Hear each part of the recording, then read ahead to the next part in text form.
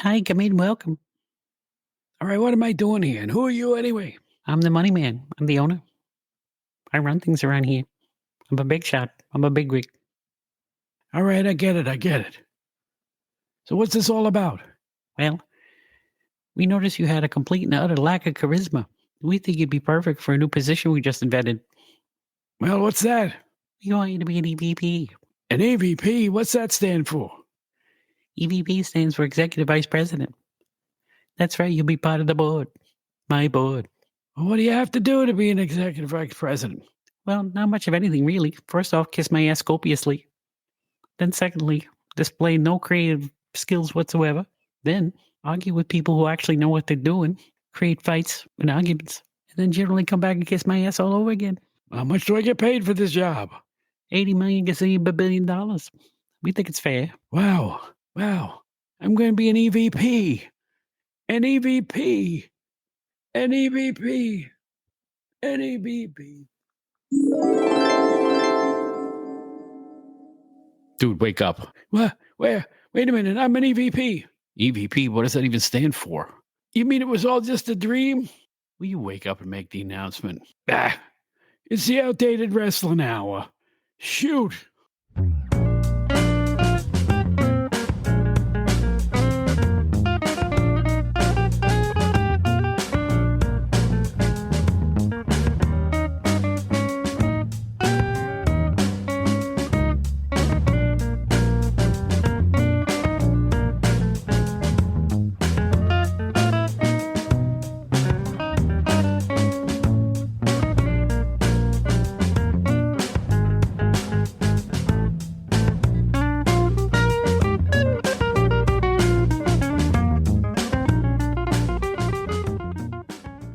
Well, I'm still waiting for my big lottery prize too, fella. I mean, good heavens now. Hi, it's the former managing editor of Pro Wrestling Illustrated, and I work for a bunch of other wrestling magazines. My name is Bob Smith. Glad to welcome you back to the Outdated Wrestling Hour. We got a pretty big show for you here. I'm going to have some thoughts on the recent Fastlane WWE premium event following our main segment here, but I want to get right to our guest. His name is Mr. Javier Ojst, and he is one of the main writers for the great ProWrestlingStories.com website. He's written a bunch of great ones, and we've had him on the show once before, speaking of his article about the Bruno Sammartino Larry Zbyszko feud. In this edition, we're going to take another look back at some of the greatest wrestling heels, villains, whatever you want to call them, of all time. I know on our second show, we went over a handful of villains, but this is a more expansive list, and we're going to get some of Javier's memories of some of the great violent villains of all time, really, when you come to think about it. So enough of my yakking for now. I'll be back with some notices and some notes and talk about a special guest that's coming on our show soon, as well as talk about Fastlane, our trivia contest, a lot of other things. We'll do that after the break. But for now, let's look at those sinister heels we all love to hate with Mr. Javier Ojst.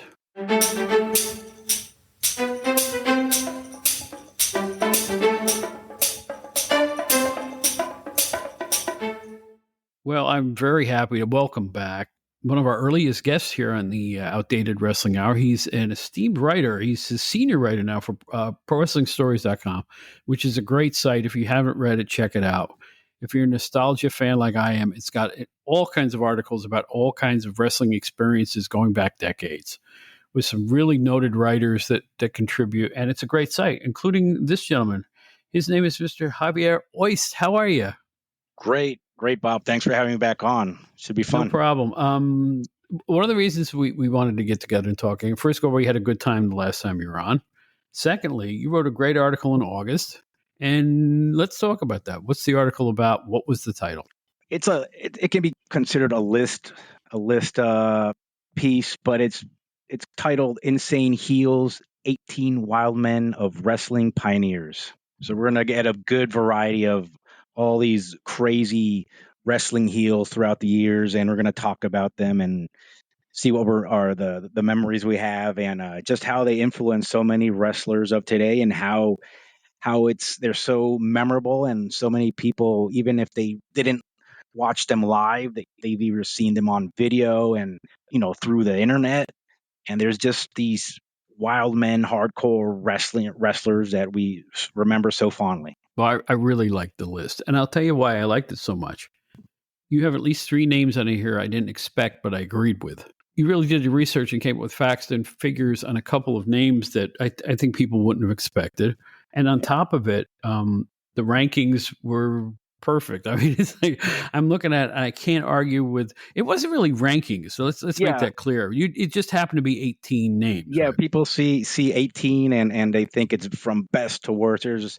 And right at the start, there's a disclaimer there. There's 2 disclaimers. One, it's not a best to worst list, even though I do place on number 1 who I think should be number 1. The first one when you start reading it, and the second one is all the quotes in this article. The quotes do come from a great book, and I'm happy to plug this book. It's The Heel, exactly, and Steve Johnson, because I don't want to get any little messages saying you plagiarized my book.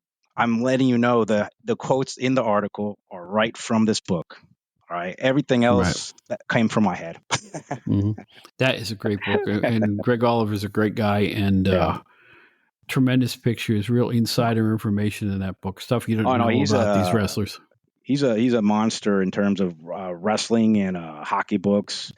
If you haven't read any of his books, you really haven't read any wrestling books, honestly. And him and Scott Teal, for example, a lot of good people out there doing great work. Greg's a legitimate sports writer. That's the key, and he brings that sensibility into wrestling. There are very few people who have done that throughout their careers. As a reporter, that's why I respect Meltzer. Now, you can complain about Dave Meltzer and other fashions. I kind of agree with that. But as a meat and potatoes reporter, like the nuts and bolts of wrestling, the news that's going on, he's straight down the line and is more detailed and factual than any writer I've ever read. So Dave deserves credit for just being a great reporter, because he really is. And for doing for so long. It's like he's like a machine. Yeah, no kidding. It's funny too, because it's like when I started with PWI, he was really starting to come to the forefront. And, more and more wrestling fans were starting to do the newsletter thing in 88, 87, whatever it is. And look who's still around. Him and The Torch and who else? That's it. I think Wade is still around, Wade Keller. There's a few of them that are still around after all these years. But anybody who can last in this crazy business all those decades, I mean, come on. It's crazy. It's just a testament to how good they are. Right. All right, so let's get to this wacky and wild list of some of the most vicious, nasty wrestlers that ever set foot in the ring. And who is the first name we're going to talk about? And it has to be the first name because, go ahead. To me, again, it's not a best or worst, but the first one I put on the article, because when you start reading it, you want to see who's on it. The Sheik, the original Sheik. Well, he was not a huge guy, but if he came walking down the aisle, people got out of the way.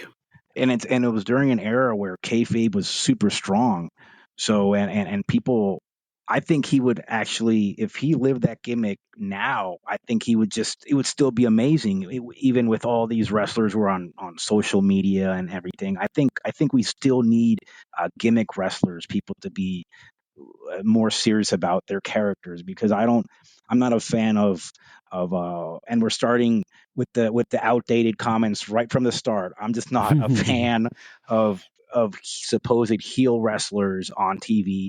And then you see their Twitter account, or X as it's called now. Look, this is what I made for breakfast today, and look, this is my little Chihuahua Fifi. Come on, give me a break. The Sheik wouldn't do that. None of the wrestlers on this list would do that, So so if you do that, you're not on this list. I have to tell you right now. As you know, I'm the hugest fan of Brian R. Solomon's book about the Sheik that came out last year and won every award you can think of. Yeah, a tremendous book. Like I said, it's the book I always wanted to read. And because it answered all the questions I had, not only about the Sheik, but his territory, why it died so abruptly. Just a trend. Again, I will hype that book from the mountaintops, because, it's called Blood and Fire.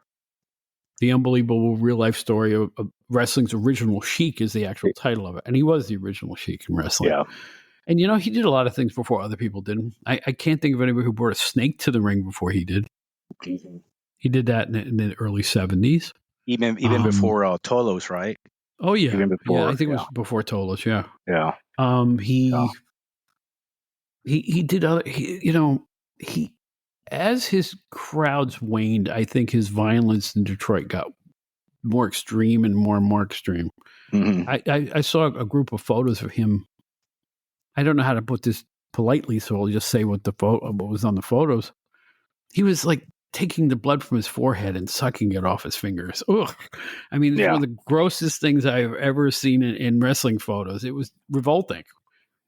And I think he was juicing more using the fire. We all know he was doing the fire. By 73, 74, it was just a Sheik match was blood, weapon. He starts jabbing his opponent. Yeah. Opponent gets busted open. Why even have a referee, right?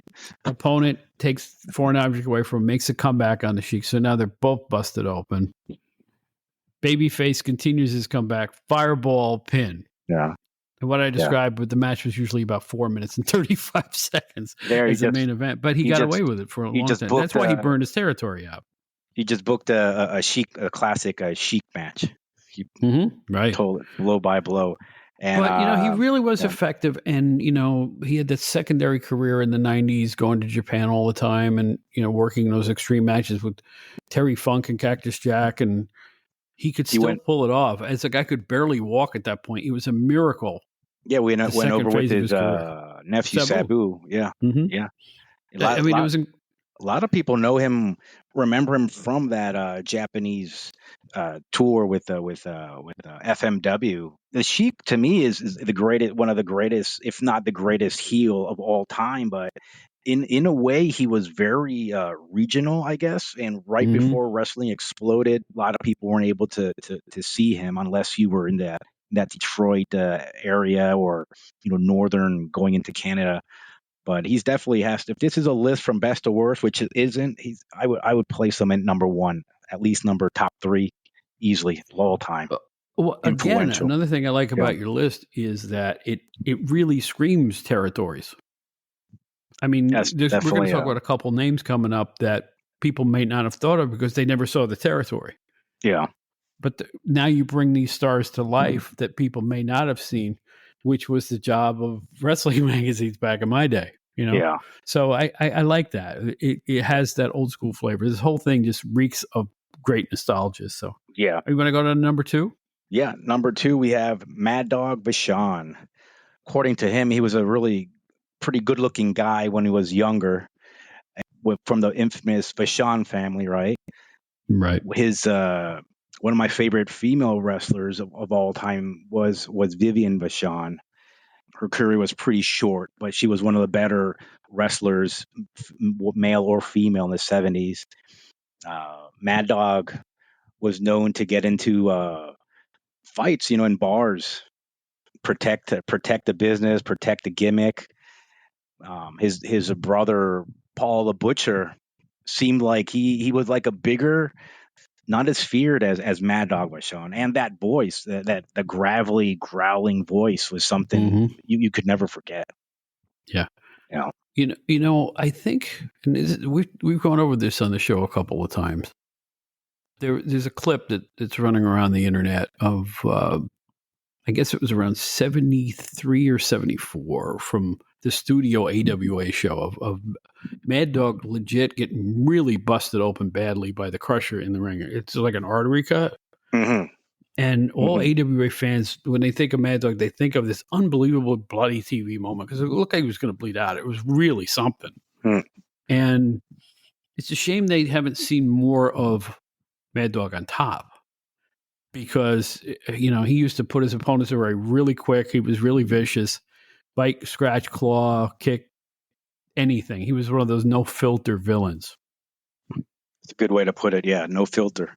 And probably legitimately a little crazy. There's this famous story of Vern Gagne, and the guy should tell about him opening a door of a moving airplane. I think that's what happened. It's a classic story about him opening the door in an airplane. A small plane, and you don't do that, so. He was a character for real. Yeah. Next person on the list is Bulldog Brower. Hallelujah. And there's a guy you don't really hear about too much, but that face he'd make with the bulging eyes and he just kind of his exaggerated movement, Brower power. According to what I read in 1961, he punched out a cameraman when they were in the studio, so they had to end the interview right there. And he was a handful. He was a handful. I think his career kind of a lot of people remember him when his career was kind of slowing down. But if you do your research, he's definitely worthy of this list of wild men of wrestling, the top 18. Well, if you go back to the early 70s, my first wrestling federation, I think we talked about this before, was the NWF out of Cleveland, and he was a regular there. And then I saw him in the early WWF around 71, 72, and Bill Cardell, the announcer at that point, used to say, "Watch out for Brower. He likes to rearrange the furniture." And he did. It's every match I saw him in the early 70s, he would grab chairs and tables and just throw them around and pick up the ring steps and walk over and beat a guy over the head with him when he was outside the ring. He was absolutely vicious. Threw a wicked punch, if you remember. Just rearing back. He's a big burly guy and just would rear back and belt the guys.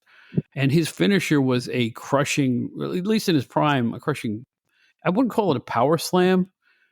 It was almost like a body slam where he just continued to go down with the guy and land on top of him in a tight fashion. It looked vicious. Yeah. And of course, he would use foreign objects at time, and you could expect a little blood when you saw him in the arenas. And he was crazy. He knew where the camera was. His eyes would roll, and he'd just kind of do a weird bark, like, "Hey!" long before Steele was doing it. Yeah. And tell you what, he was effective. He drew all over in every federation in the world, probably. And I don't think he gets his proper due these days for being as influential as he was. He doesn't. So it's good that he's on this list. People can read more about him, research him. The next guy is Pampero Firpo. I think he's one of the unforgettable characters in wrestling. Started in the early 50s, 30-year career, 21 foreign countries on 5 continents is what I got. He had a shrunken head called Chimu, a real shrunken head. Yeah. He had that animalistic, gravelly voice. Where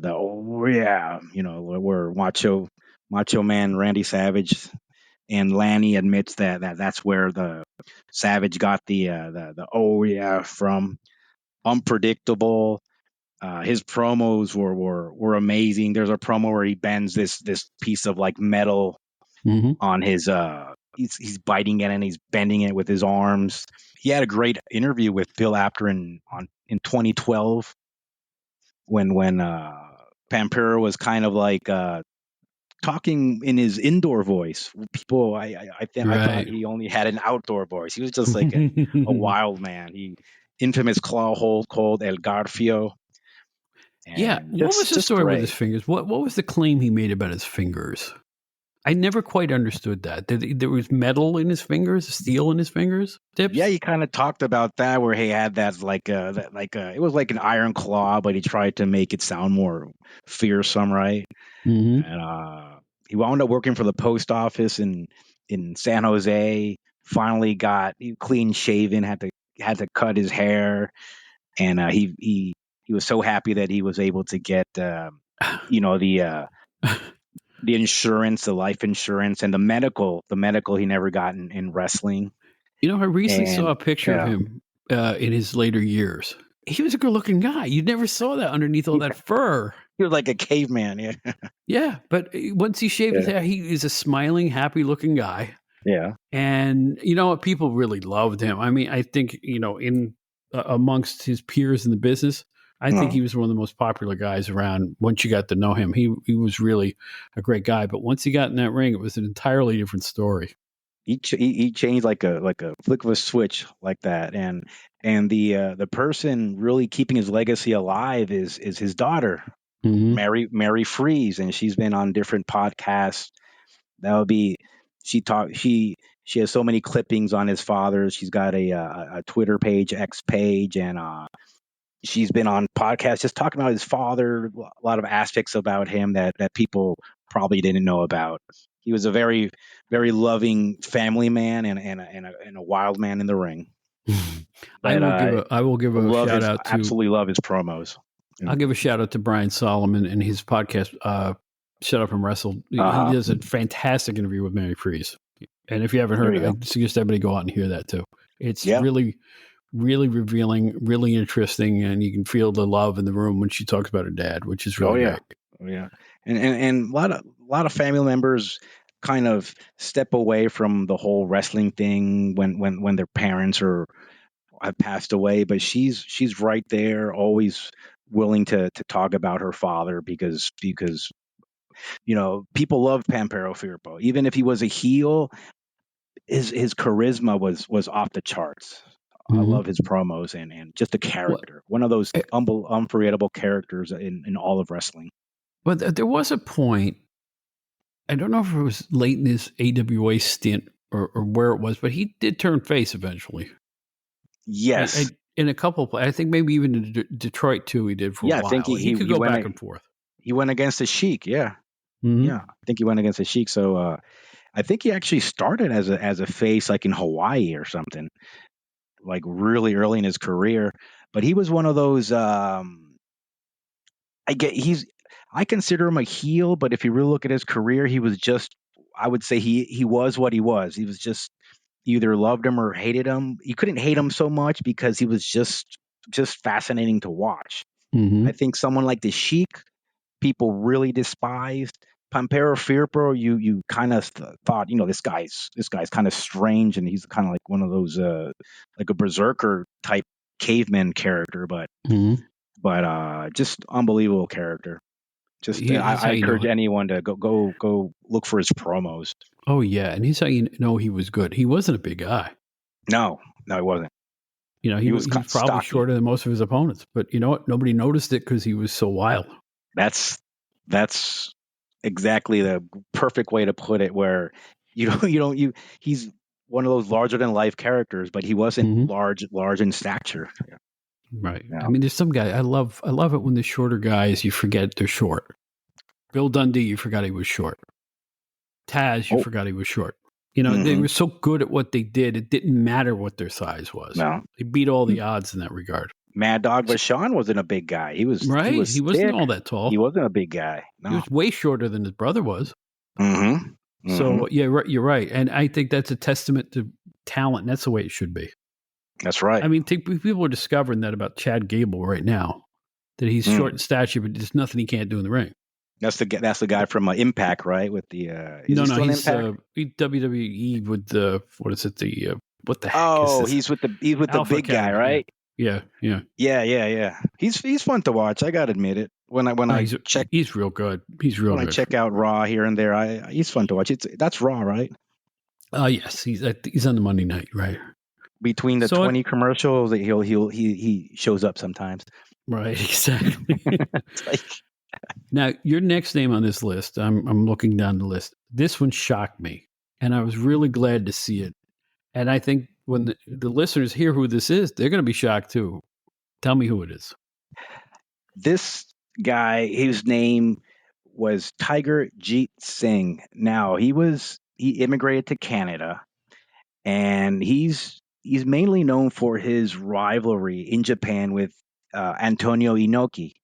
And I didn't know about him until maybe the early 2000s when I was getting into Japanese pro wrestling, getting the tapes, trying to learn about that because my ex-wife is Japanese, so I started watching wrestling and All Japan and women's wrestling, which I think at some point they had the best women's wrestling on the planet in the early to mid 90s. But Tiger Jeet Singh was from a time where kayfabe was kind of dying out, but he still struck fear in people. People would clear aisles. He would have this stick, or he had this sword, and people would be fascinated by him, kind of like Inoki, like the Inoki slap, and people would consider that an honor. He would do the same thing, but people were scared of him in Japan. Like this guy was some kind of monster in a time when kayfabe was kind of dying out. So I thought that was really interesting. And it reminded me how like Bruiser Brody and Stan Hansen would clear the aisles in their trip to Japan. That's kind of like how you would do it. In the United States, he's not really that remembered, but that's what I think is interesting in the for this list for him to be in. He was in the early years of FMW also. And unlike the guys we just talked about, Tiger Jeet Singh was big. Oh, this guy was big, yeah. Mm-hmm. And I imagine 6'6", 6'7", probably. He played kind of like on the the like an Arab Indians, but he was Indian, but he was kind of playing like an Indian Arab stereotype, but which was those are a lot of the characters and heels were based on stereotypes. Like the Nazis and Japanese and. Let's face it. This is a good guy to, in the U.S., anybody who wasn't from here, they hated. I hate to say it, but that's the way it worked for decades. They even hated Canadians, though. Yeah. I don't know what to say sometimes. But people would, and the promoters would hype that stuff up, It's interesting. He was trained by an Australian wrestler named Fred Atkins, and his debut was in '65. Wow. So that's a lot of interesting data on Tiger Jeet Singh. So, I remember seeing him in the NWF. Yes. As a face. Oh yeah. He wasn't around long, but he was a face, and also there's some tapes floating around of him taking on the Sheik in Toronto. And he was obviously the face in that match as well. Maybe he wasn't a face. Maybe fans were rooting for him because he wasn't the Sheik, His run with against Antonio Inoki started when he's what I read was he attacked Antonio Inoki and his wife or girlfriend in some mall in Japan, and they filmed it, and it was just this that's how it all started, the whole explosion of their rivalry. And Antonio Inoki supposedly at the end, his revenge, he broke his arm in the ring, and because Inoki always tried to, he was I would say almost like a legit shoot fighter in his own right, and always defended pro wrestling. And I think kayfabe broke Tiger Jeet Singh's arm at some point, so they had some good matches. Wow. You see, you're educating me. I mean, I wasn't all that aware of that feud, so I'm glad he was on the list. Is there any tape of that? There is tape of him clearing aisles and interfering in matches, but I have not seen that. At least I don't remember. Mm-hmm. I would think it's out there. In Japan, they were pretty good at keeping footage of their matches. They're way better than we were in. They didn't tape over. They didn't tape over the stuff like in California. And like I said, I love that NWF Federation from Cleveland, and Ron Martinez, Pedro Martinez, said he used to bemoan the fact that he said, "Yeah, Dad taped over everything. There's nothing left." He said, and that was a terrific 5-year run they had up there, and it was like there's just nothing left. I understand it. Just didn't see the value in that. Well, that's an organization that maybe had 5 cities total, mm-hmm. And maybe some spot shows around. But they only lasted a few years, and you're only making a handful of those tapes, and why not send them back and tape over? I can understand it. They were expensive in those days. Expensive, yeah. Yeah. I remember even in the 80s, you would buy a WWF or NWA pay-per-view tape VHS. The prices were like in $60, $65 and up. They weren't like $10, $15. So no. Can you imagine the 70s and 60s, When Pedro Martinez retired, he started a video company. He did have a big tape library, so he would sell you, and it was so cool. Mm-hmm. He had a catalog of various matches and shows. You could pick out whatever you want, and he would dub only what you wanted onto videotape for you. Mm-hmm. It was great, and it wasn't cheap. It was like a la carte. Yeah, but it wasn't cheap, I'll tell you. I probably spent $100, and back when $100 meant something. in the early 80s, you know? Custom videotapes, yeah. Yeah, yeah. Excellent. All right, you have another great name coming up. One of my personal favorites. Go ahead. This guy has to be, I would say he had one of the gnarliest looking foreheads in, in all of wrestling still today. King Curtis Ayakaya. And the way I described him is you may not always remember how to pronounce his last name, but after seeing his forehead for the first time, you'll surely tell people afterward what you saw. I don't remember what the guy's name was, but Dan, his forehead was scary looking. Yeah, that's gigging is a way of life. I mean, my God. No, he made other wrestlers. He made Dusty look like he never gigged. I mean, King Curtis was the king of the unbelievable mountain of a forehead. I mean, it was amazing. I think the two people who I would say rival that forehead would have been maybe Abby, Abdullah the Butcher, or maybe Carlos Colon in Puerto Rico. Yeah. Those are some pretty bad foreheads, man. And I want to say this out loud.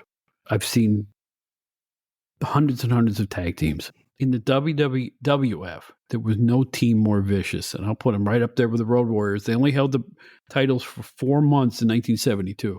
King Curtis and Barry Mikel Cicluna were an incredibly violent team. That's interesting. That's for sure one of those forgotten tag teams, which is very unfortunate. Well, there's no tape. There's hardly any tape from that era. It's like I saw them. If there's no video, it didn't happen. Exactly. They would pick up stuff off the floor. Curtis used these foreign objects that was like an industrial paint scraper. I don't know how else to put it. And jab guys in the throat and in the back of the head with the thing. They would pick up. They'd ripped apart the ring steps and beat them with the wood. I mean, they were vicious. Wow, I would love to. Really vicious. So you haven't found any footage of that? I saw a little bit on the old TNT Tuesday Night Titans when they had Cicluna on as a guest. They had a 4-minute clip from a match against Strongbow and Sonny King. But other than that, I remember seeing them as a kid, and then I didn't see them again until that moment. And I don't think there's any other tape that exists. That's another interesting article would be maybe like like this same article, but in tag teams. That would be a tag team that would be right on that. Very interesting. Yeah, the Moondogs or. Well, back to King Curtis, he went from huge in Florida, huge in Australia. Oh yeah. Although he was a face there, but everywhere he went, he was a draw. And then once he got too old to wrestle, he made a comeback in the 80s and 90s as a manager, spokesman, whatever it was. Hulk Hogan, the great white Bengal tiger. He would manage people like Kamala and Sika, and then he did that thing with the Dungeon of Doom and WCW. Yeah, I tell you what, that was a whole new phase of his career, and boy, could he talk. Well, he was with in Florida, he was one of the crazy people in Kevin Sullivan's Army of Darkness. Right. And the WCW version was kind of like I describe it as like you have a beer like a dark stout, oatmeal stout. That was what was in Florida. And then the WCW version was like a Miller Lite version of that faction. That's great. It was just so, I loved it, because I saw it. I was a teenager, but it was just so watered down for television. It was very cartoony. It was like a cartoony version of the Army of Darkness in Florida with Kevin Sullivan and Fallen Angel and only Gorilla Monsoon went from a drooling, howling, big, unspeaking behemoth, and that's what King Curtis was in '72 in the WWE. He wouldn't even talk during interviews. He would just kind of howl a little bit. By the end of both of their careers, they were erudite. They could talk like crazy. And nobody remembers the early phase from decades earlier, Okay. So Gorilla Monsoon was from Manchuria in the beginning, and he never said anything. He had Wild Red Barry would do the talking for him. Are you going to tell me that wasn't true? And at the end of his career, he was the tuxedo main announcer for WWF. King Curtis, again, he didn't say a whole lot in his early career when he started out. Actually, he goes back to the 60s. Yeah, he does. There's some tape floating around of Bobby Davis managing him in Washington, D.C. And he was still mute because if you had Bobby Davis was, he was there for a reason. Give him he's putting his give him guys some over. personality there. Mhm. So known as a bleeder, had rivalry with Dusty Rhodes in '76 in Florida. They carved both them. They carved their foreheads open to unbelievable lengths. Here's a funny But they personal threw. anecdote. Mhm. In the mid '70s, I was working as a teenager in a drugstore with a big magazine rack, and I'm by the magazine rack, and a lady's browsing the magazines, and she looks up and goes, "Sir, do you work here?" I said, "Yeah." And she goes, Would you turn that around? Would you take that away? I can't stand this." And the cover of Wrestling Superstar was Dusty Rhodes having a feast on Curtis's forehead, and the blood was pouring all over the place. He goes, "Could you take that away? I really can't stomach what I'm seeing." I said, "Yes, man." I hid it behind another magazine. So it was like, that's what sold, wrestling magazines back in the day. Yeah, but you're right. Yeah.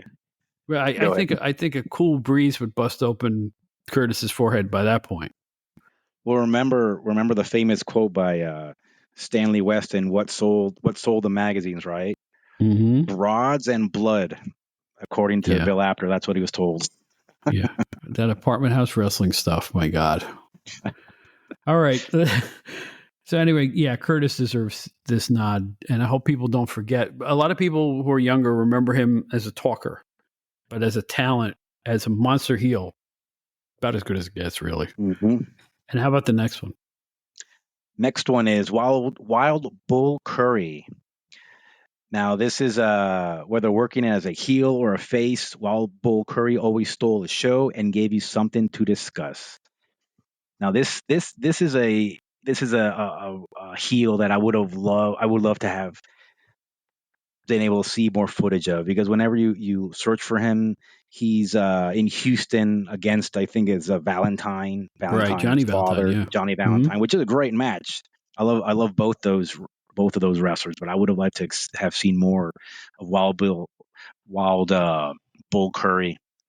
His eyebrows, his hairy chest, just a strange looking guy. Caused riots in his matches, and people just he was one of those people that if you brought him in, you had to beef up security because people just did not like him, and he knew what he was doing. He absolutely drew because people wanted someone to beat him up. Interesting thing about him is when there was a famous boxer who made a comeback, and the Manasseh Mauler, you know who I'm talking about? Famous boxer, Jack Dempsey. Okay, yeah. He came back out of retirement, and he decided to fight a couple of wrestlers, and one was Wild Bull Curry. And Wild Bull Curry, he fought dirty the whole bout, and he got knocked out in the second round legit. And he was protesting that it was a low blow, and he wanted to keep on fighting, and the police had to escort him out of the facilities. So Wild Bull Curry is an unforgettable heel in the history of professional wrestling.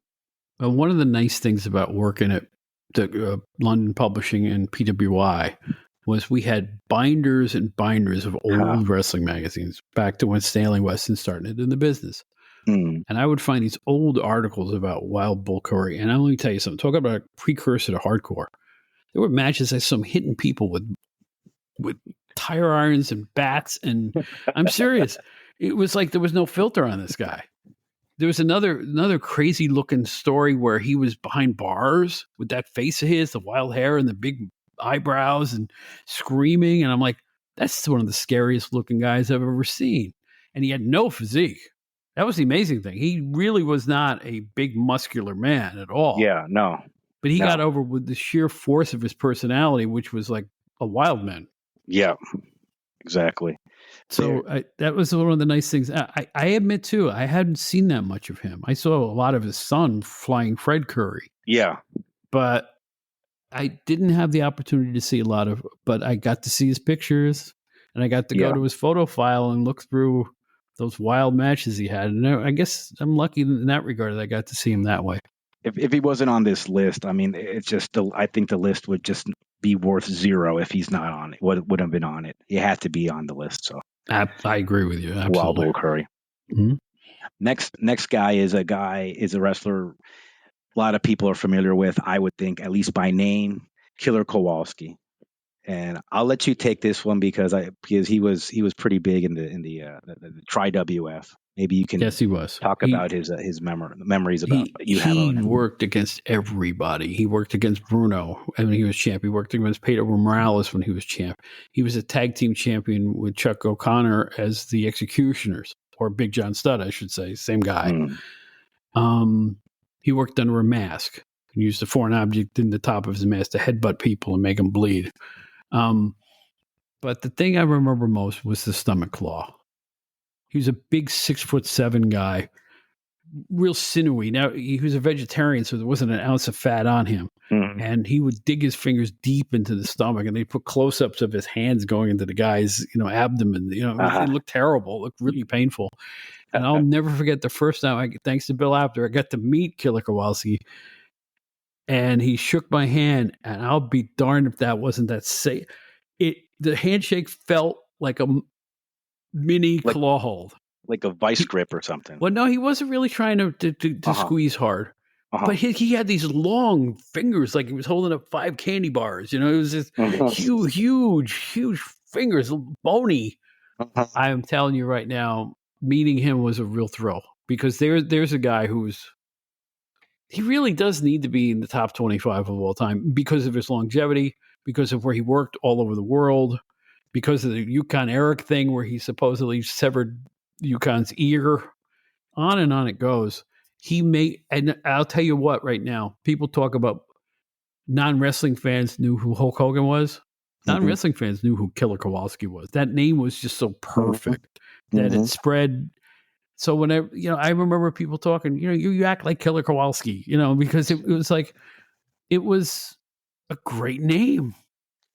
And he was a good talker. He was kind of I don't want to say he had a unique personality to him. A very, when he showed up somewhere, you couldn't ignore him. He was kind of a vibrant kind of personality. I've seen him on these late shows like with the David Letterman, and he's talking about his art. And every time these shows have wrestling guests, they kind of try to put them down one way or the other. But Killer Kowalski was such a great sport, and they would try to put him down with the one-liner. He'd come back with another one that was even funnier, and people would laugh, and they couldn't really get over him. So just a very unique and influential. He had that wrestling school up in oh heck, how many people did he train? Yeah. A lot of these guests that are wrestlers that are still semi wrestling. They say, oh yeah, I went to Killer Kowalski's school at the end one certain year. China was there for a little bit. I'll tell you that gritty yet phlegmy voice of his. I don't know how to describe his voice, but nobody sounded like him. He sounded like he was talking in stereo. I don't know how to describe it. I'm going to be. I can't mimic him because nobody sounded like Killer Kowalski. And he was kind of fast when he talked, right? Kind of, you had to really pay attention. He was quick. Yeah, a little bit. He was bit very of an intelligent accent too. Yeah, and you know what? Credit to the business. Like Buddy Rogers, Killer Kowalski lived it every day of his life. When he walked in the room, you knew he was a wrestler. First and foremost. Tremendous guy. I can't say enough about it. What a great choice that was for this. And that's a wrestler that. And here we go with the yelling at the clouds and getting off my lawn. But it's the truth. Killer Kowalski is a wrestler that is not remembered by most today because I never saw him at a live event. When I was watching wrestling, he was pretty much retired. He was just training his students. But it was always that name always came up in magazines. It always came up in interviews, and that's how you start researching and learning about these legendary heels of the sport. Thinking back to when I was a teenager, he really was on the first card I ever paid my own money to see. I think he beat Dean Ho. The Hawaiian wrestler. Yeah. I don't think he pinned him. I think he won. I actually think threw him out the ring and he never got back No. in I either. think Kowalski had the mask at that point. This kind of mask with lightning bolts on it. And he was using the foreign object. Dean Ho got a hold of the foreign object he had stuffed in. I think he dropped it. And Ho picked it up and started beating Kowalski with it. But that's when the ref saw the foreign object and disqualified Ho for the foreign object that Kowalski brought in the ring. Those There fake you go. finishes always went over, and it made the crowds incensed back then. You know, Yeah. a lot of heat in that high school. I'll tell you right now. Yeah, Hudson High School. That's where I saw that match. Yeah. I bet I'm the only one alive that remembers. That was so long ago. That had to be like 72 or 73, I think. Crazy. You're not gonna be the only one alive, but it's I love hearing those stories because I wasn't there. You know, I was Yeah. Oh, yeah. You know, the first matches you ever saw always stick with you. It's like going to a major league ballpark for the first time. Yeah. You know, you see that field. Wrestling it just seems so larger life when you're young. You know, it probably does. And I understand the kids today probably feel that same way. So. And when they try to discredit it, we're saying, look, it's just kicking and punching. There's no work rate. There's no logic. There's no. Oh, stop it! And I'm like, it. It's right here. It's in the heart. Mm-hmm. It's in the heart. It's the emotion that's being. It's just if you don't get it, you don't get it. You know. You know, Brian Solomon said it best. It's not the work rate. Fans were trying to kill these guys. They were wrecking their cars and, you know, and threatening them and, you know, sticking hat pins in their asses because they hated them. What good is 20 flips off the top rope when a heel just with the look would get everyone to boo at him? I mean, that's and if that's all you got to do and you get a paycheck for that, then you're smart and you're talented. I always tell the story, why is Baron Mikhail Cicluna, that jobber, your favorite wrestler? I'll tell you why. Because I saw him come down an aisle in 1975 in an armory, and he was just sneering at the people like, you guys are peasants. And the place went ape. He wasn't even saying anything. Yeah. He had that countenance of, you know, that big regal red cape, and it was like, I'm better than you, and he had his arms crossed. He's just standing in the aisle with his arms crossed, and the people like, get in the ring, wrestle, and just standing there. Exactly. Right. He was just making his way out, and he was my favorite. I said, anybody with that much talent to almost cause a fracas just standing there, oh, baby, that's for me. You know, exactly. I learned to love the heels right then and there. All right. Or like the Zbyszko not getting in the ring after 15 minutes, he starts wrestling. Yeah. You wanted to kill him, but the fans. That's how the fans felt. They wanted to throttle him because he made them so angry. Will you finally lock up? It's genius. Speaking of not locking up, go to your next name, and I'll tell you a memory of this fellow. George the Animal Steel. Well, he wasn't always George the Animal Steel, but he was George Steel, right? He started as a student. He was a teacher. Mm-hmm. What I know about him in the 80s, but for me, when he admits that he was turned into a cartoon character. They gave him a stuffed animal called a Mind Doll, and that's a George Steele I started watching. But to me, it's fascinating to learn that George Steele was one of those heels that people were legitimately scared of when he faced, you know, San Martino and in the Tri-WF. So that's the kind of, I love the way he used to be vicious and feared before he was softened up into a marketable cartoon-like character in the WWF, which I think also worked. But the old school George Steele is what I'm fascinated about learning more about. Mm-hmm. I will say this. Yeah.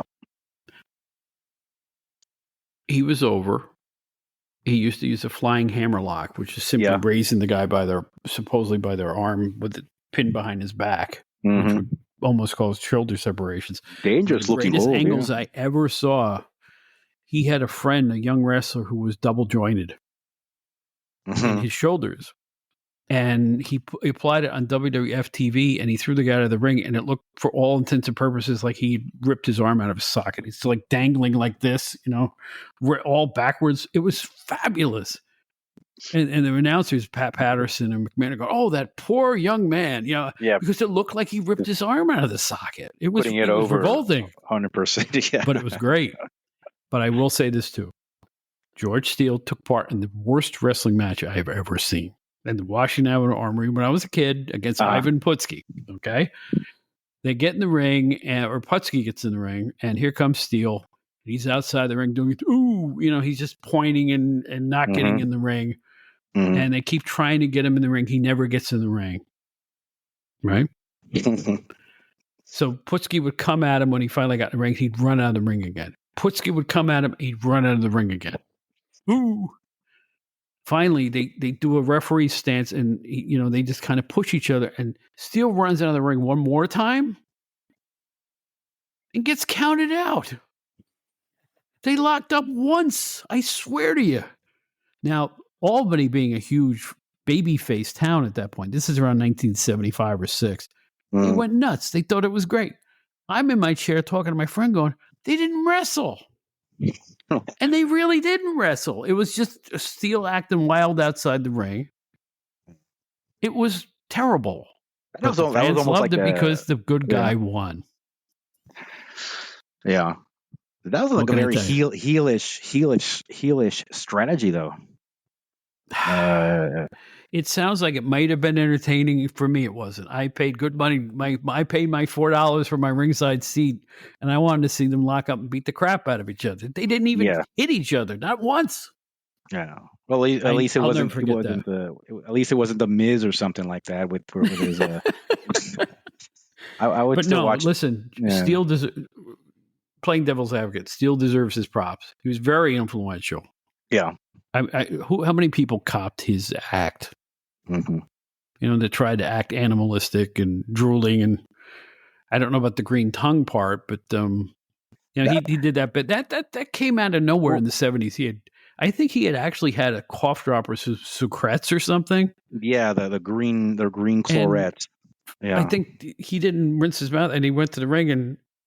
McMahon sees it, goes, oh, the ugly green tongue, and I think they kept it. I think that was just Clorets, which was a breath freshener back then. Yeah, yeah. Well, I think back then candies had more colors and more artificial ingredients than maybe now but amazing. But he's very similar to Bulldog Brower in that sense, the way he kind of moved and acted.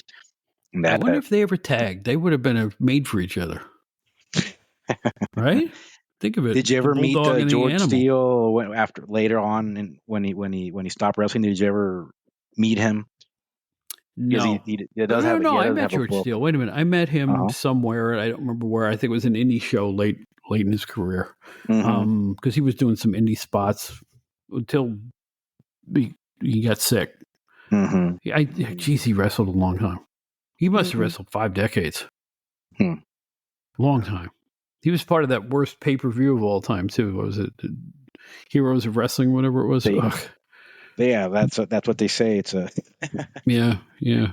But look, I understand he was a very nice guy outside the ring. He was a good educator. His students loved him. I don't know what to say other than he really was influential like crazy. Love him or hate him, he made his mark. Yeah, people remember him. That's what to this day made his mark. Yep.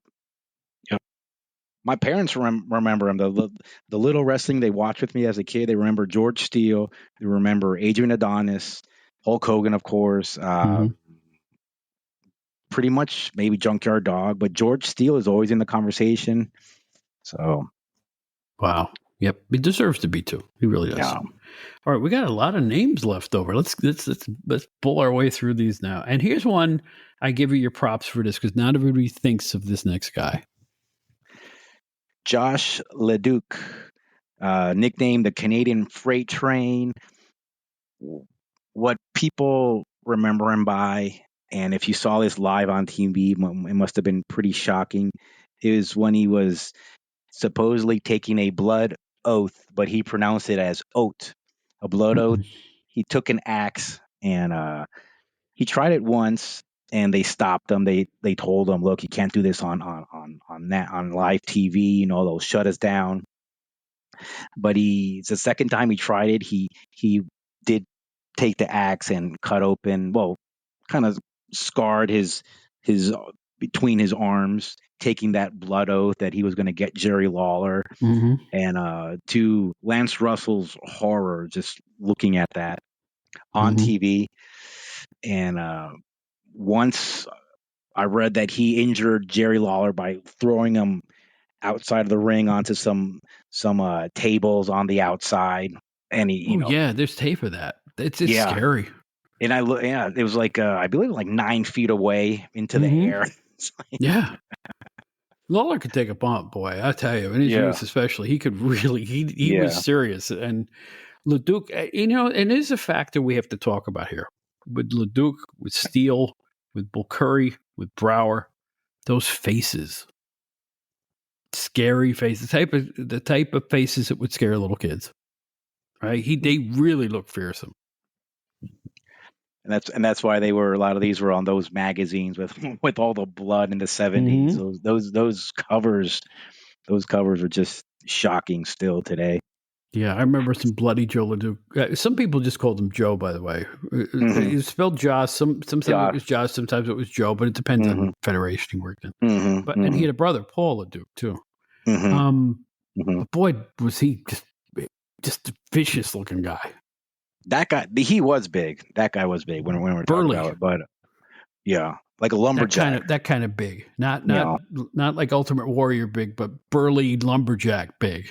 And that was really his shtick too. He kind of dressed like a lumberjack in a way. Yeah. Lance Russell's quote when he saw the blood oath, when he witnessed it, was, "Man, oh man, the guy loses touch with reality. That's all there is to it." That's right. Oh, Lance, we miss you, boy. I'll tell you. Fantastic announcer. Fantastic. Yes, and you know what? Fantastic wrestler, Joe Leduc. Another draw, another guy who went from place to place to place, from Canada to all over the East Coast, the West Coast.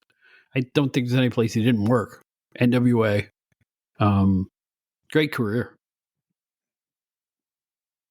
Next one is Killer Tim Brooks. Here's someone that might be surprising for a lot of people. I liked adding him to this list because I wanted variety, but he reminds me of this. He's like this legit kind of like a biker tough guy, always unkept, had cigar in his mouth. He was kind of like the guy you would see pretty much anywhere, like in the supermarket or around the neighborhood, but a guy who if he wasn't working as a heel, I mean it was just such a natural heel what I've seen of him. And he passed away in 2020 actually, 2020, so he was with us for a good while. So to me he was like a biker brawler, long hair, scraggly beard, cigar, like you said. Exactly. And you know what? He could pep up a flagging territory. He was big in Texas, big in world class. Worked with the Sheik. People forget he feuded with all kinds of people in Detroit early in his career. That's probably where he got his influences from, probably working that semi-hardcore territory. He could just kind of tone it down a little bit and go all over the country and still draw some coin, you know? He was Dick Murdoch's cousin. That's a nice little thing to know. I had forgotten about that. And he was in the Army for 3 years, from 63 to 66. And there's a quote on him. This is great. He said, "We went into a lot of bars and whorehouses and such and broke up fights. I don't know if it prepared me for wrestling, but it got me being active in a rough kind of way. But the real craziness came in wrestling, not in the Army." Oh, Killer Tim Brooks. Yeah, I think it was a great addition to the list. I agree with that, because he probably doesn't get his due. No, he doesn't. Next one. What he wasn't. How do I put it? He wasn't colorful. He was just rough. He didn't dress in any particular way. Just the long hair was his gimmick, and his beard, and then he would just go and beat people up. That was basically Killer Brooks.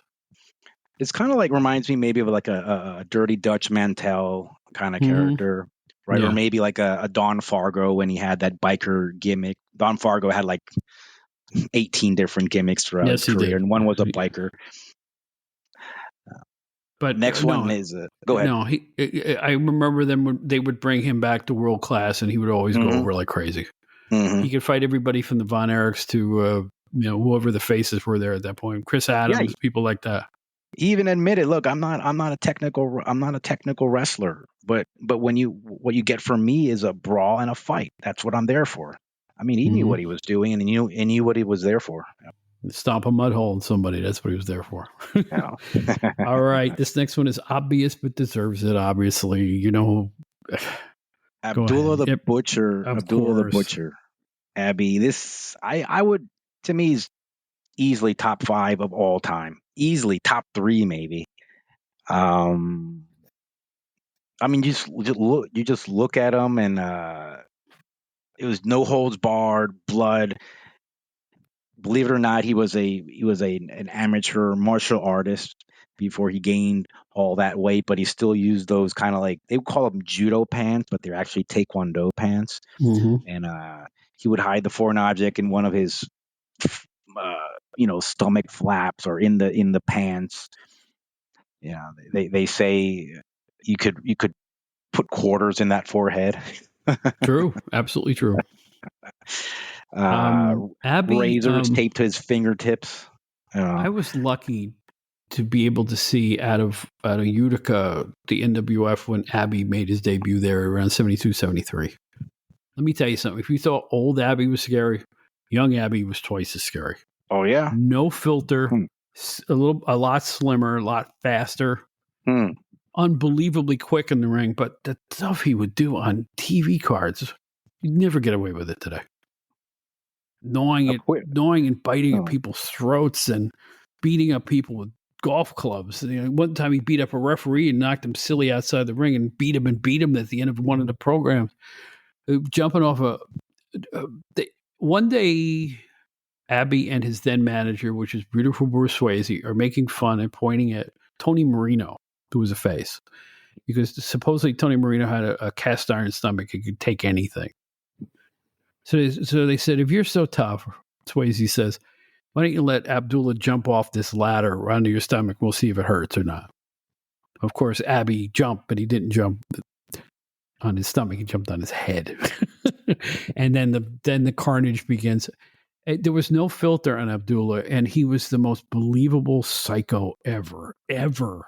I would think so. You really thought he was legit crazy.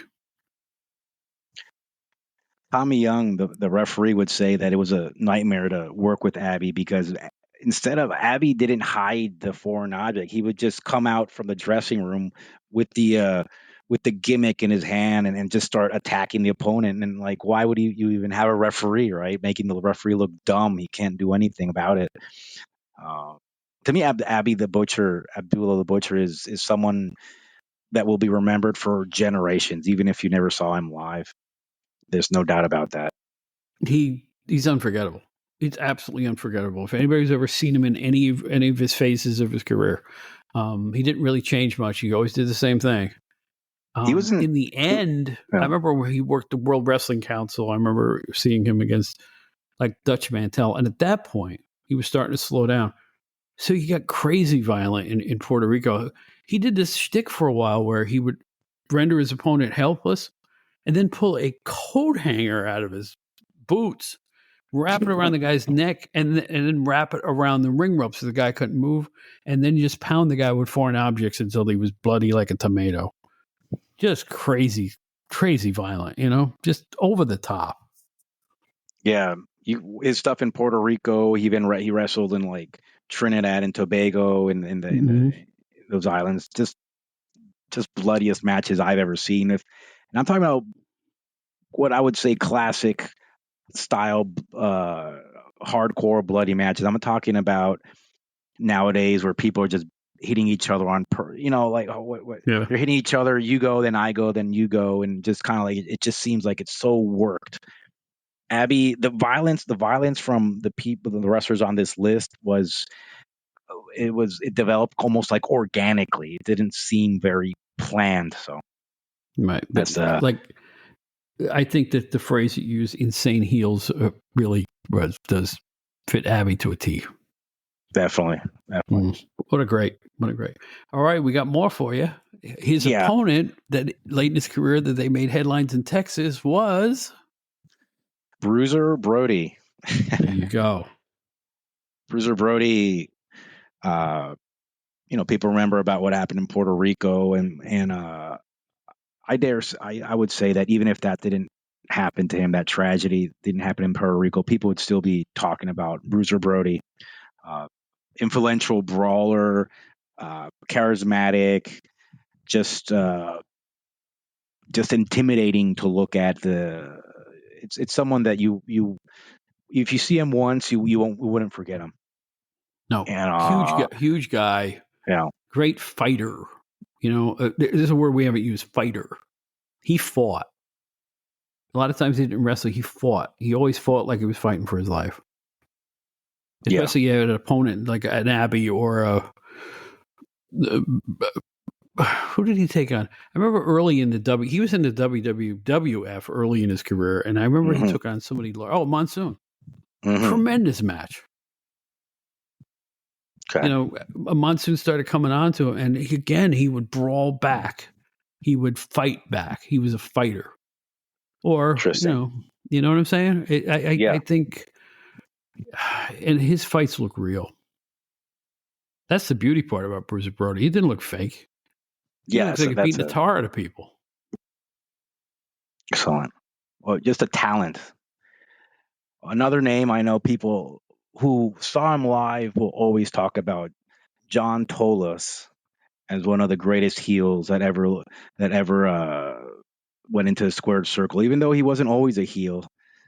But I think John Tolos is definitely a forgotten heel and a star in professional wrestling. He and his brother, right? Started what may be one of the top 5 feuds of all time, him against Blassie in 71, 72. Crazy violent matches. I mean, but no, he was reviled all over, worked Los Angeles, worked the East Coast, worked Buffalo, worked everywhere. He was another vagabond. He would work all over the world, and you'd hate him from the way he talked. He was an intelligent guy and a good talker.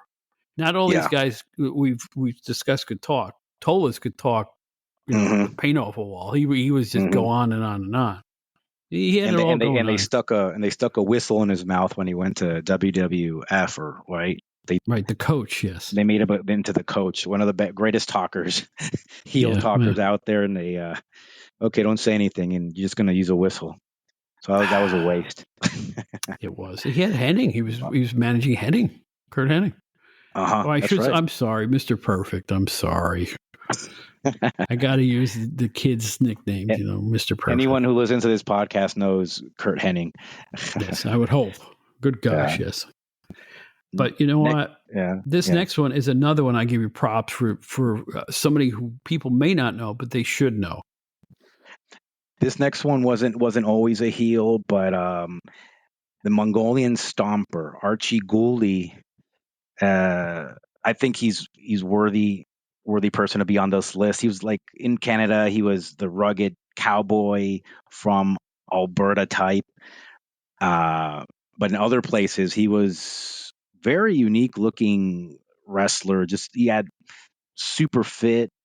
He had that shaved head. Knox in Tennessee, I've heard he drew very well. There's a famous incident that happened in Stampede where he turned on the kayfabe son of there's an incident where the Ed Whalen, the TV host, believed that what was happening in the ring was so real he actually quit the company, and it involved Goldie, it involved Bad News Allen. So that's something that would be really interesting to look into. He's a person that if I wouldn't have put it on this list, I don't think I could have been comfortable so I had to fit him in somewhere, and he's right there, the Mongolian Stomper, Archie Gouldy. You know what's amazing about this particular guy and his name? He really did stomp. He stomped this guy's flat. I mean, he had that way of stomping. He literally was a stomper. Yeah. right? You ever see him in Yeah. action? Yeah. He'd use his feet all the time, stomping down on guys. Like you said, amazing physique. He must have Yeah, worked out like a demon. He was underrated in terms of being a tremendous body. My God. That's why he was able to work into his 50s. Yeah, he was he's you see him in the ring and it's like this guy's kind of an oddball. But in real life he was super disciplined with his nutrition and his workout routine. For those who haven't seen him, bald head, big man, probably about 6'6". And he would just stomp you right through the fence. I don't know what else to say. Yeah. He was a villain's villain when he was in his prime. And this is a really good choice here. If you ask people in Canada, if you talk to Canadian fans, they'll tell you that he's one of their all-time number one heels. You know, he's very highly regarded as one of their he's up there, you know. Very influential. That, yeah. Next guy on this list, some people might say, why is he there? It's because you haven't maybe seen his early footage, and this would be Kamala. Kamala in Memphis, he was really violent and unpredictable. He was a creation of Jerry the King Lawler created that character, and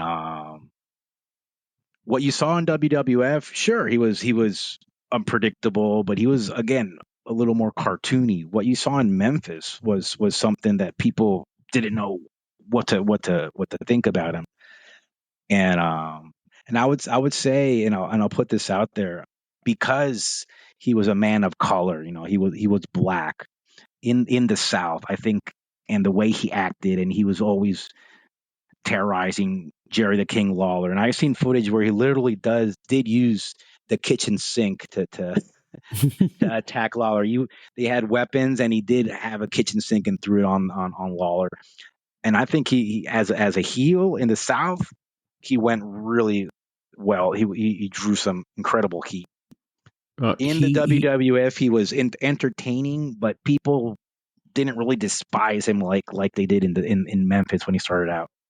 Well, I'll tell you, he took a career as various names. He had a bunch of names before he became Kamala. Lawler said, "We're going to repackage you," and Lawler made him really scary. The original Kamala was really scary. Yeah. I mean, he would bust opponents open and lick the blood off his fingers. He was a real savage-looking guy. Yeah. And say what you want about that, you know, turning him into something like that at the time when he did it, maybe not all that tasteful. But he was over, and he made a 15-year career out of that. So, you know, and working everywhere, WCW, WWF, Indies, all around the world. All right. I mean, him becoming Kamala was, well, in a way, a stroke of brilliance on Jerry Lawler's part. He saw potential in him and needed a way to get him over, and boy, did he get him over. Yeah. I wrote that Kamala was a terror everywhere he worked, but a genuinely nice guy outside the ring who many say was underpaid and underappreciated. He is missed by many.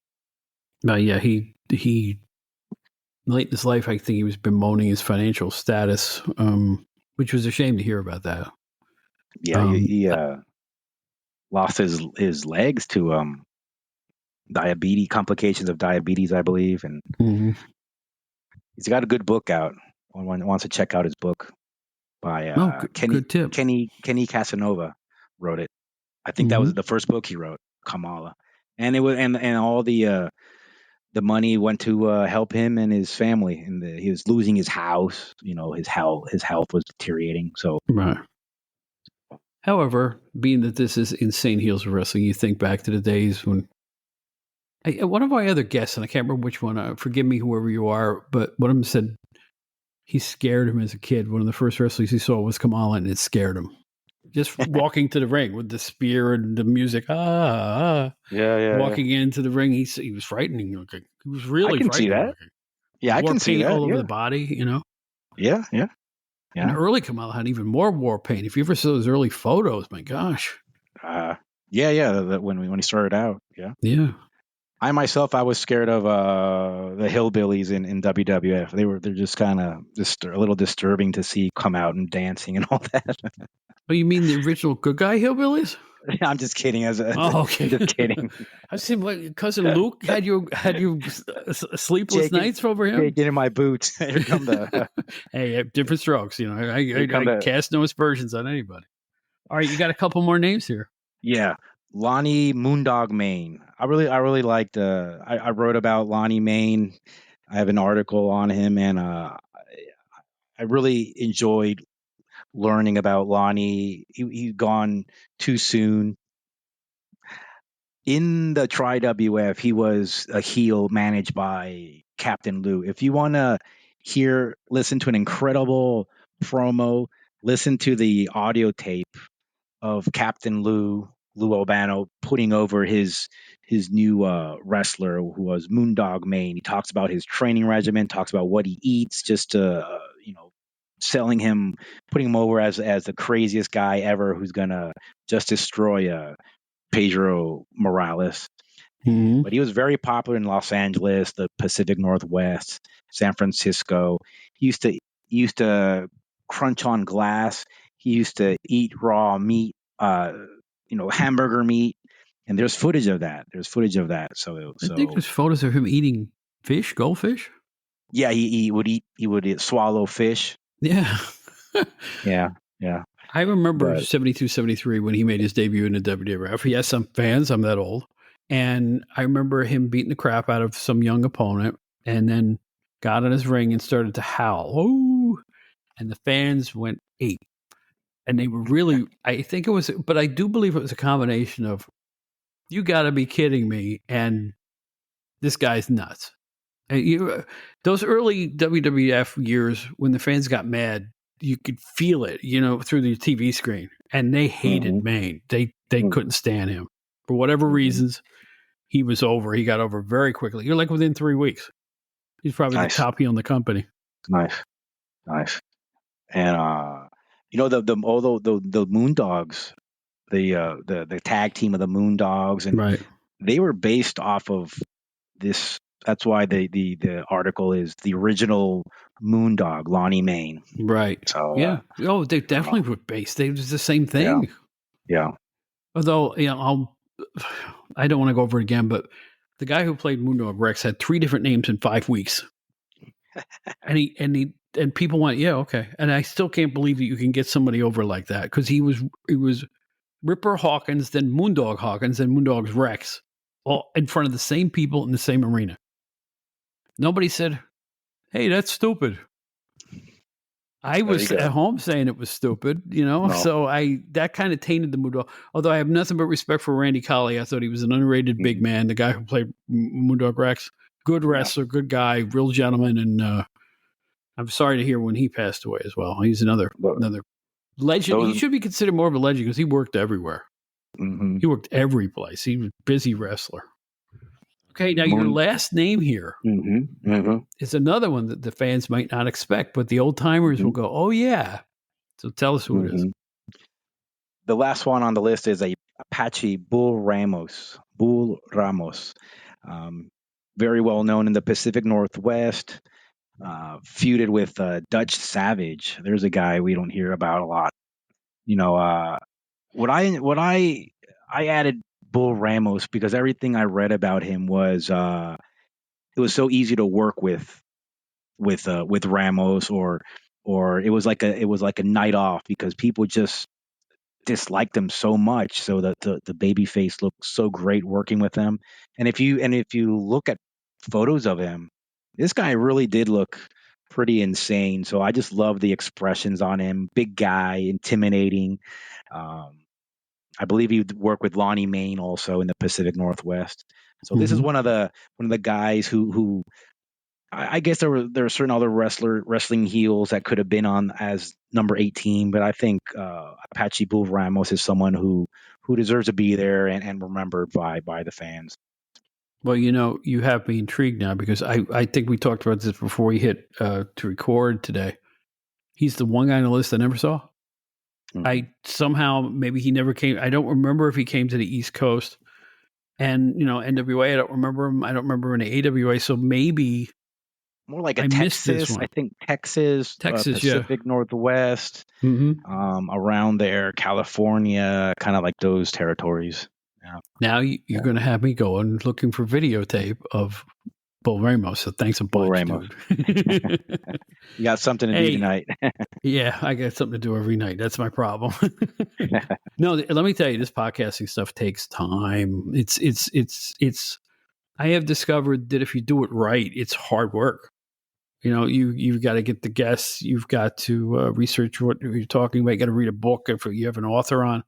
It does take up an exceeding amount of time. Scheduling on you. You got guests blowing you off. No, nothing like that. Don't worry about that. But you know what I'm saying though. It's like it's not just some shows are just people talking, but I like to get my facts. Put an interesting guest you may not hear anywhere else, like you, who is really making a great name for yourself as a writer with pro wrestling stories, where there's a whole canon of great writers there and some really interesting topics that you guys cover.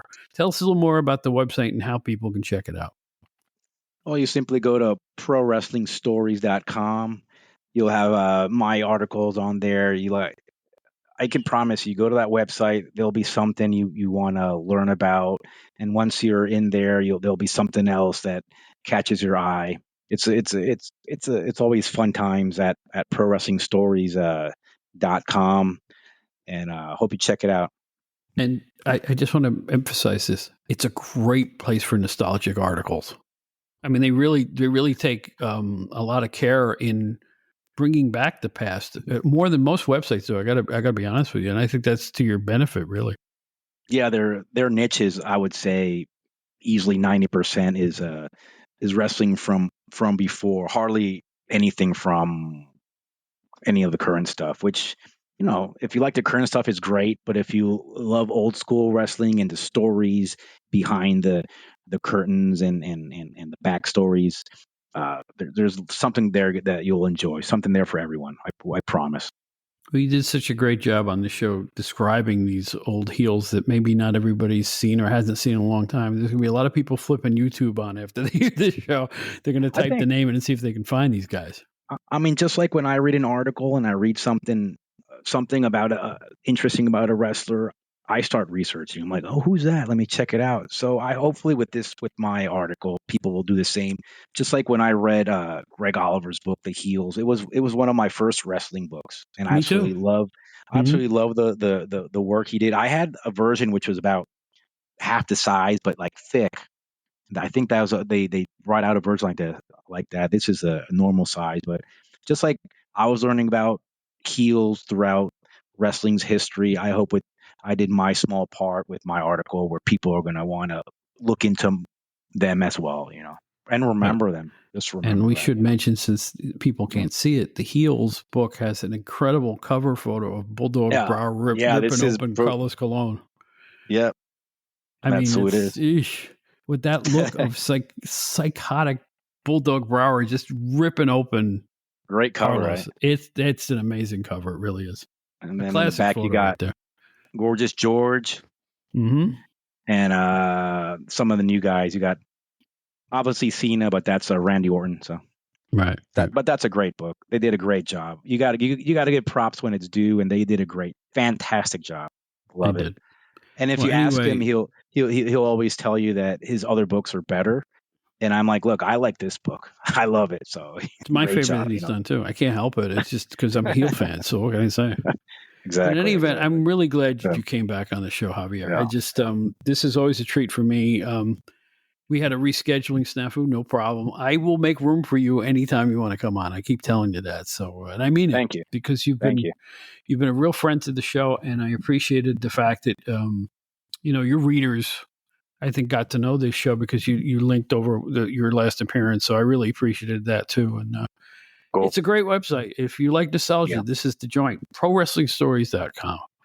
Yeah. And this is Javier Ojst. Thank you for being here again. I had a blast. Thanks for having me, Bob. I really appreciate it, and I love this show. Thank you again. Thank you. See you soon.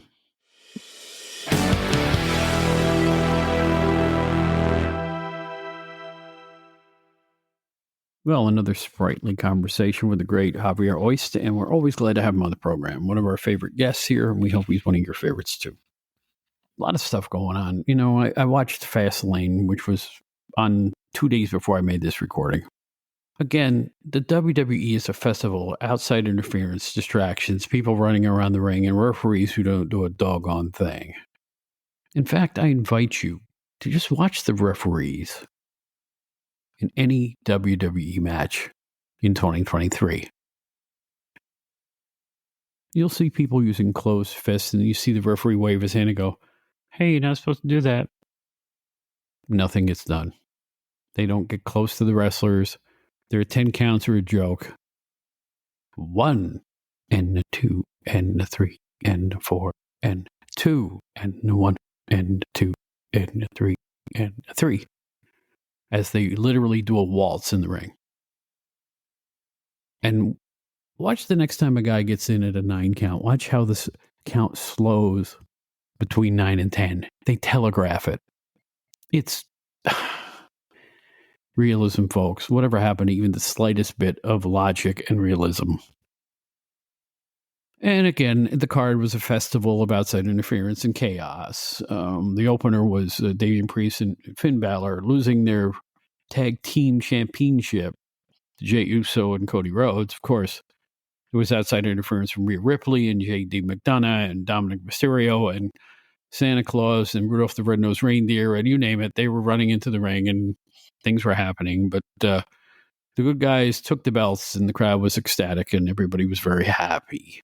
Yet, I look at the constant outside interference. When, why are people allowed to run to the ring and hang at the apron in the middle of a match? Please explain this to me. It wasn't allowed in my day, and this is why I think it was better then. But, what can I tell you?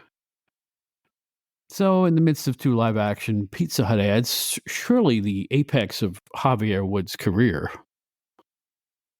we go to the LWO versus Bobby Lashley and his Hurt Business in a 6-man tag, where, the LWO only has 2 members for 3/4 of the match, and out of nowhere here runs Carlito to enter the ring, save the day, and get the win, including the pinfall. However, they pan to the crowd and there are people holding banners going, "Welcome back, Carlito," and stuff. And I'm like, wait a minute, wasn't this supposed to be a surprise? Was this telegraphed on wonderful social media before it happened? Really? So we can't have a surprise that's a surprise anymore? Nobody can keep a secret about these things? And secondly, if wrestling was a real sport, particularly since WWE does this thing all the time where they just make matches on the fly. Some guy runs out and goes, "I want a match," and they give him a match immediately. So they couldn't have waited till later in the show to put Carlito's match on later? Really? Silliness. Then we have the women's championship match, a 3-way. Io Sky, the current champion, against Asuka and Charlotte Flair. Of course, a distraction from Bayley leads to a victory for her charge. Has to be something. Again, people running around outside the ring constantly. And I have another rules question. Is it legal to spit green mist in someone's face right in front of the referee now?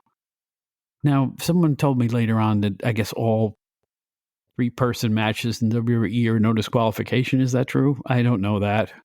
They didn't say anything about it. Also, Shinsuke later had red mist. She had green mist, Asuka did. They burn the eyes when they're spit into them, right? So why don't they burn the inside of your mouth too? These mists? Continuity, guys.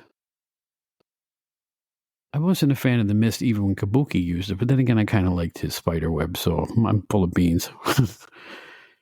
Then, my gosh, we had an old school match that was so old-fashioned, it was refreshing. We had LA Knight and John Cena against Jimmy Uso and Solo Sikoa, and then the good guys took the Duke. And the main gist of that match was a hot tag several minutes into it. Really, basically, that was it, seriously. Just a hot tag. Nobody's seen one in probably 5 years. It was so old school, it was refreshing. But then again, so was LA Knight. That's why LA Knight is becoming the biggest star in WWE, as I predicted if you go back a long time on this particular podcast. You hear me predict that. So Great day in the morning, a fun match. And you know what? The main event was okay too. The main event with Seth Rollins defending against Shinsuke Nakamura. You know, it was a lot of wild action. Of course, fake platforms that were obviously soft, but, you know, at least it harkens back to, you knew what the match was in the beginning. It was like a Texas Death Match or a Brass Knucks match or any DQ matches from the past. It was fine. And they worked their asses off. So overall, I give the card an entertaining C. You know, it was fine. It is what it is. It is WWE 2023. I recently had a conversation with the great Bill Apter, and he's going to appear on this show in a full-blown way. I know I had him on a short interview a couple of months ago. We're finally going to sit down, and our gist of our show is going to be something different. It's going to be questions that only Bill Apter can answer. And I don't mean this about our wrestling magazines that we work for. They're going to be wrestling questions that I think only he has the answers to. And I think it's going to be a unique show. Please look forward to that in the coming weeks. Also, the trivia contest is right around the corner, and we think you're going to get a kick out of that. Play along with us as we read these questions. I think you're going to have a good time. I'm going to have a lot of laughs doing that one. We got a couple great guests taking part, and it should be a ton of fun. At least I hope so. I hope they don't take it too seriously. This whole thing is meant to be for fun. We have a guest that you'll know from the Arcadian Vanguard Network coming on. We have some other terrific first-timers coming onto the show, and we hope you'll be here for all of it. So in any event, as I said before, my name is Bob Smith. I used to be with PWI and a host of wrestling magazines throughout the spectrum. Our opening and closing theme is Hold On a Sec by the guitarist extraordinaire Brian Tio. You can find us at our website, which is outdatedwrestlinghour.buzzsprout.com, where you can hear every one of our programs. They're going to be listed there from beginning to end. Tune in anytime you like. You don't need an app to listen to the Outdated Wrestling Hour, although we are available at every podcast app you can think of. That's outdatedwrestlinghour.buzzsprout.com, where you can learn about the Outdated Wrestling Hour fan club. For nominal fee, you can get involved with the show, help perpetuate our future episodes, take part in some contests. We've already given away a couple of prizes. I intend to give away many more prizes just to say thank you to everyone who's part of the fan club. So if you're interested, it's right on the Outdated Wrestling Hour website at outdatedwrestlinghour.buzzsprout.com. Write to us at outdatedwrestling@gmail.com. Questions, queries, possibilities, wrestlers, promoters, anyone else who wants to get a hold of me, that's where you find me. outdatedwrestling@gmail.com. Or you can find me at Facebook at Bob Smith. I used to be Robert Smith there, but I changed it. It's Bob Smith. My lead page is me performing with BB King. I'm also known as Robert Charles, Charels, in blues music. You can hear my music at the push of a button on both Amazon and Spotify. You can hear just about every note I ever performed. I want to thank you again for being part of the Outdated Wrestling Hour. Again, we have some great shows coming up. We have a full library of shows for you to binge on if you'd like to. I have some great old shows. My favorites are with Terry Sullivan and John Pine and Craig Peters. Liam Savage has a couple of shows. Check out our stuff. And as we are heading quickly from summer into winter, as we know there's no autumn anymore, but as we get into cold weather months, I want you to take good care of yourselves. There's some stuff in the air. Take care of yourselves. Be safe. Be smart. And be here for our future editions of the Outdated Wrestling Hour. Take care of yourselves, will you?